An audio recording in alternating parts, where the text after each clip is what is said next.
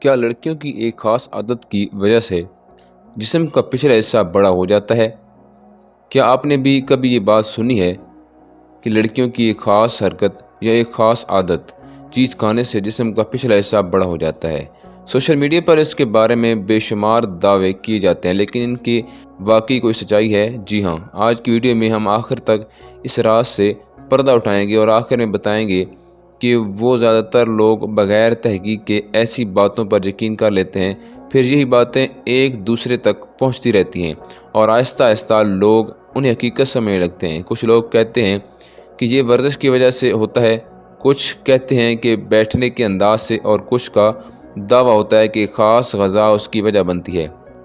لیکن کیا واقعی صرف ایک چیز کھانے سے جسم کے کسی ایک حصے کا سائز بڑھ سکتا ہے؟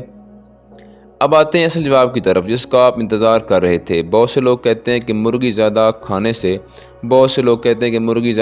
لینے سے ایسا ہوتا ہے، لیکن حقیقت یہ ہے کہ صرف مرغی زیادہ کھانے سے جسم کا پچھلا حصہ بڑا نہیں ہوتا۔